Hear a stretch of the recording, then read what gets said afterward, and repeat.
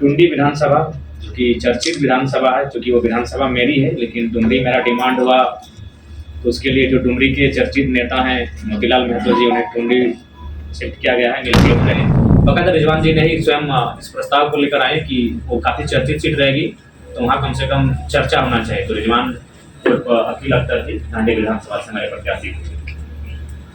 नमस्कार, आदाब, जोहार, मैं इमामुल और आप देख रहे हैं झारखंडी सोच। इस वक्त हम धनबाद के सर्किट हाउस में मौजूद हैं और आज यहाँ जेबी कैसे जेल कैंप के दूसरा चरण का घोषणा होने वाली है।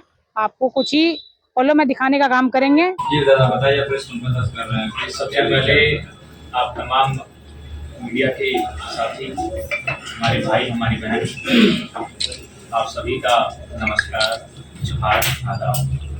आज की प्रेस कॉन्फ्रेंस का उद्देश्य झारखंड लोकतांत्रिक क्रांतिकारी मोर्चा अपनी दूसरी सूची जारी करने जा रही है और आज के माध्यम से दूसरी सूची जारी की जाएगी और साथ ही साथ राज्य को जो आगामी विधानसभा का चुनाव होगा उसको लेकर आपके माध्यम से उनसे एक अपील, उन्हें एक संदेश होगा कि इस बार युवाओं को झारखंड लोकतांत्रिक क्रांतिकारी मोर्चा के नेतृत्व को एक बार अवसर देने का कार्य करें।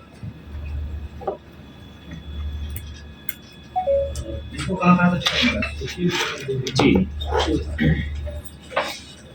आज सबसे पहले मांडर विधानसभा जो शेड्यूल ट्राइब के लिए आरक्षित है, रांची जिला और साउथ छोड़ा नागपुर का पार्ट है, गुना भगत जी वहाँ के प्रत्याशी हैं। टुंडी विधानसभा जो कि चर्चित विधानसभा है, चूँकि वो विधानसभा मेरी है, लेकिन डुमरी मेरा डिमांड हुआ तो उसके लिए जो डुमरी के चर्चित नेता हैं मोतीलाल महतो जी, उन्हें टुंडी शिफ्ट किया गया है। सीट को एक्सचेंज कर सकते हैं। धनबाद से राजेश रतन जी हैं जो गिरिडीह जिला के, मोतीलाल महतो जो हमारे पार्टी के उपाध्यक्ष हैं और हाँ, विगत मोतीलाल महतो, जरा महतो के बाद अगर पार्टी को किसी ने सींचने और संवारने का कार्य किया है तो मोतीलाल महतो जी ने किया है। और मेरा भी एक नैतिक जिम्मेवारी था कि अगर हम डुमरी आ रहे हैं, डुमरी की जनता ने मुझे डिमांड किया है, तो डुमरी विधानसभा मोतीलाल महतो जी की। धनबाद से राजेश रतन जी होंगे। धनबाद या धनबाद? धनबाद। कोडरमा राजेश रतन,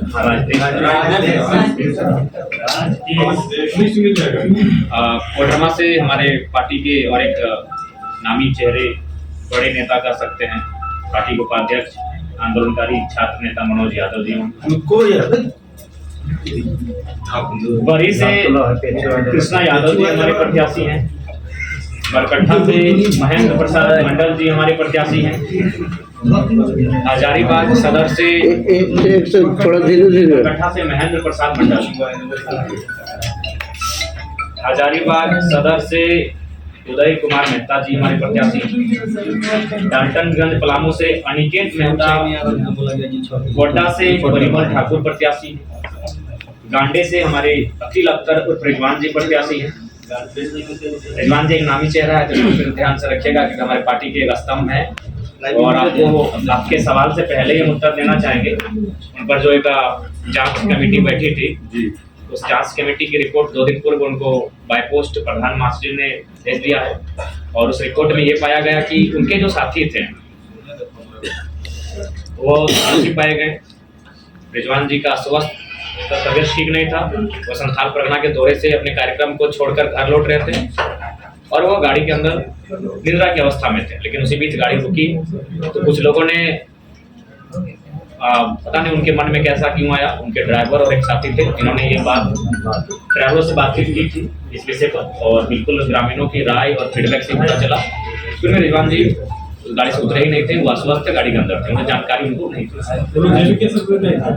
हाँ, जेबी के नेता थे, उनका नाम उनके नाम सजाद जी हैं और उनको पार्टी कहते यही उनका दोस्त रहा। बाकी उन्होंने उनका उस कार्य में किसी प्रकार की कोई सम्मिलित और सहभागिता नहीं थी। तो वो पार्टी के प्रत्याशी हैं और चूँकि वो पार्टी के बड़े नेता हैं, उन्होंने डिमांड उनको गांडे विधानसभा चूँकि एक बहुत बड़ी चर्चित सीट रहेगी झारखंड की और हम लोग नहीं चाहते थे कि चर्चित सीट में कोई हम लोग ऐसा प्रत्याशी रहे जिसको झारखंड ना जानता हो। इसलिए हम लोगों ने बकायदा रिजवान जी ने ही स्वयं इस प्रस्ताव को लेकर आए कि वो काफ़ी चर्चित सीट रहेगी तो वहाँ कम से कम चर्चा होना चाहिए। तो रिजवान अकील अख्तर जी ढांडी विधानसभा से हमारे प्रत्याशी थे। धनबाद से सपन कुमार मोदक जी जो धनबाद शहर सदर से हमारे प्रत्याशी होंगे। खरसमा सीट से पांडुराम हाइब्रू, ये शेड्यूल ट्राइब की आरक्षित सीट है। खरसमा जो कि कोल्हान प्रमंडल के सरायकेला खरसावां जिला के अंतर्गत आता है। सिंदरी विधानसभा से हमारी महिला नेत्री उषा देवी होंगी। बोकारो से भी एक महिला नेत्री सरोज कुमारी होंगी। ये हमारे आज के प्रत्याशी। आज कुल हो गया 1 2 3 4 5 6 7 8 9 10 11 12 12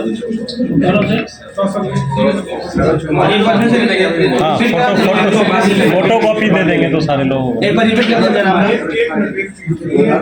14 है तुम्हारी क्या? 14 एक बार रिपीट कर आज संजीव की आज एक बार संजीव में रवि एक मिनट ये दादा बताइए। भगत मंडल से दिल्ली से मोतीलाल महतो, धनबाद से राजेश रतन, कोडरमा से मनोज कुमार यादव, बरही से कृष्णा यादव, बरकट्ठा से महेंद्र प्रसाद मंडल, हजारीबाग सदर से उदय मेहता, डाल्टनगंज से अनिकेत मेहता, कोटा से परिमल ठाकुर, गांडी से अकील अख्तर और रिजवान, धनबाद से सपन कुमार मोदक, खरसवा से पांडुराम हाइब्रू, सिंदरी से उषा देवी, बोकारो से सरोज कुमारी।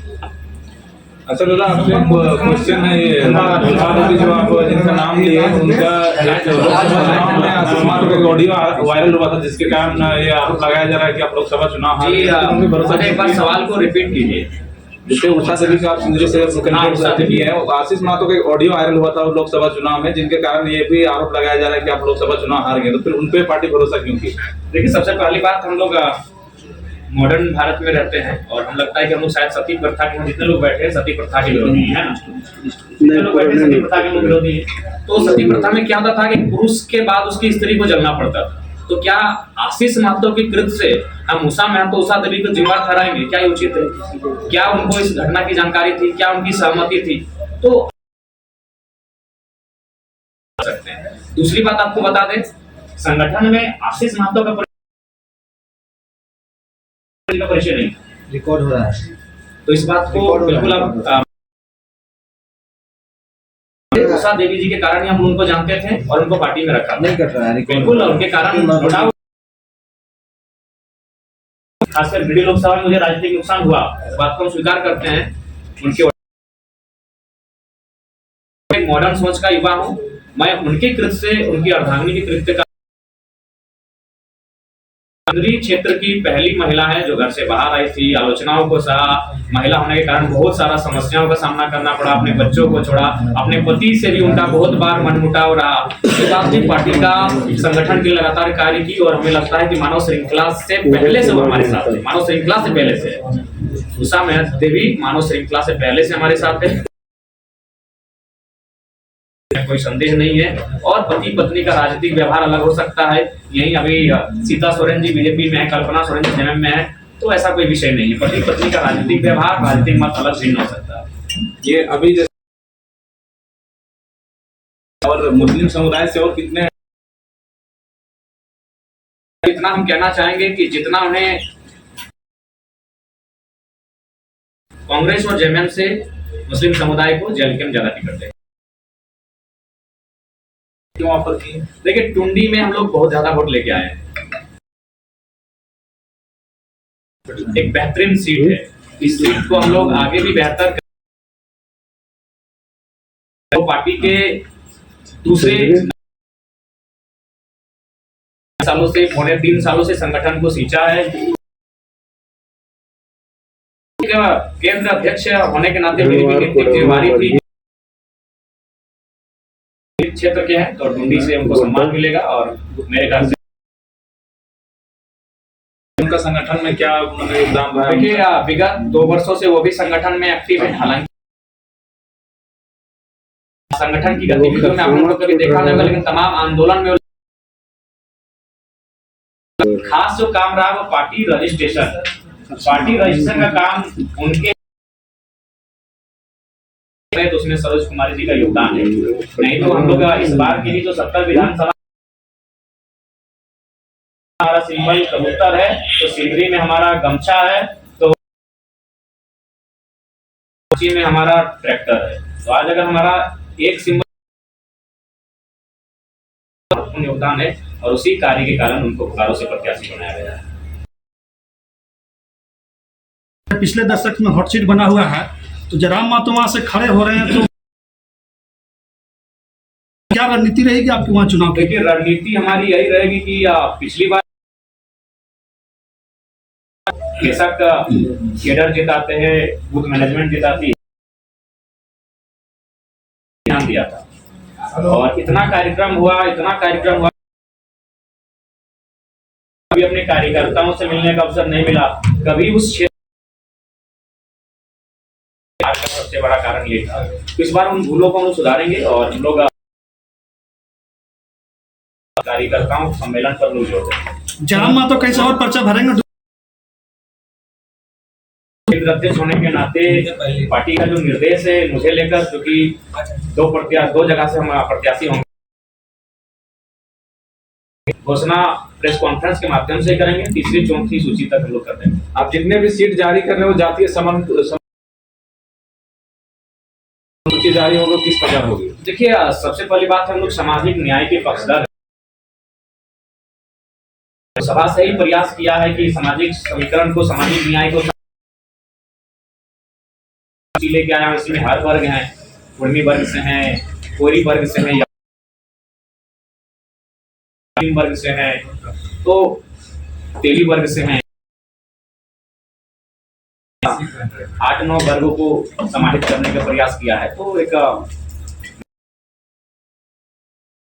हर एक वर्ग मंडल वर्ग से भी है, तो हर एक वर्ग, हर एक समुदाय को आगे।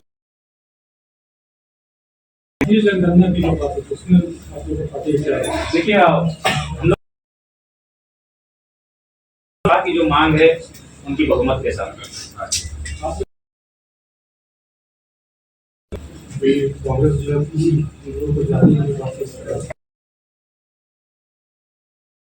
अगर लोग जानना चाहते हैं, देखिए भारत देश एक ऐसा देश है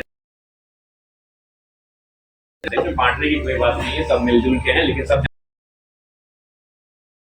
कब तक अगला लिस्ट अब पता न, शायद प्रेस कॉन्फ्रेंस के अवसर से मौका हो सकता है, कल सुबह भी हो सकती है। हम प्रयास करेंगे दुर्गा पूजा 10वीं तक हमको पर्याप्त समय मिल जाएगा चुनाव लड़ने का। पहल अच्छी पहल है, लेकिन झारखंड की परिस्थितियों के आधार पर इस पर हम लोग आगे सीट से चुनाव लड़ रहे हुए बहुत चर्चा का विषय, क्योंकि वहाँ पे टाइगर जगन्नाथ में तो शुरू से इस बार बेबी वहां से लड़ेंगी, तो उसको आप किस तरीके से देख रहे हैं? कि से भी लड़ते हैं, हम कुंडी से भी लड़ेंगे तो चुनौती है, हम मांडू भी जाएंगे, बेलमो भी जाएंगे तो चुनाव है। तो हम लोग उस चुनौतियों से निपटने के लिए तैयार हैं। हम परसों साहेबगंज में थे, अगली सुबह हजारीबाग में थे, अगली उसकी मैं अपनी बड़ाई और प्रशंसा नहीं कर रहा हूँ। भारत में कोई लीडर इतना मेहनत फिलहाल वर्तमान में नहीं। आपके सामने है आदरणीय मीडिया बंधुओं, संथाल जब हम गए थे कि भाई लोग सुनने आएंगे कि नहीं आएंगे, अगर नहीं आएंगे तो उनको बोलिएगा कि बंद कमरे में ना, तो उतनी संख्या में लोग नहीं आएंगे तो बंद कमरे में ही मीटिंग करें, वहीं हम लोग अपनी बात रखेंगे। जनाब के निवास स्थान में झारखंड में जरमुंडी में जो सभा हुई, उसके बाद वहां से सो दृश्य वो था, और राजमहल में तो फिर अद्भुत दृश्य। संथाल परगना के 5 सभाओं को देखने के बाद मुझे लगा नहीं। जयराम मातो दूसरा सीट पर विधानसभा जो बोल रहे कि लड़ेंगे, पूरे पार्टी का फैसला है? पार्टी का फैसला है। धनबाद बकायदा हमें ही ऑफर किया गया, तो जगह अलग अलग सिंबल हो सकता है, पार्टी का रजिस्ट्रेशन करते हैं सीरियल नंबर को लेकर। धनबाद में सीरियल नंबर 5 है, गिरिडीह में 7 है, और दोनों तो पार्टी ने मुझे पिछला बार ही कहा था, क्योंकि पार्टी का नहीं है, पूरा झारखंड का मानना है कि कुछ संभावित सीट बता दीजिए कहाँ से लड़ेंगे। हाँ, संभावित सीट मान लीजिए अब टुंडी तो आज क्लियर हो, संभावित सीट हमारी रह गई गोमिया।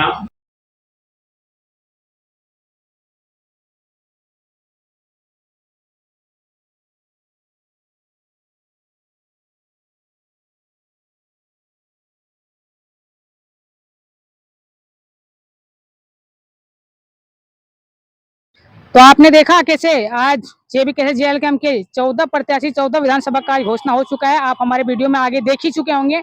आपको लगता है कि इसी तरह छोटे बड़े मुद्दे बात होनी चाहिए तो हमारे चैनल को सब्सक्राइब कर सकते हैं। धन्यवाद।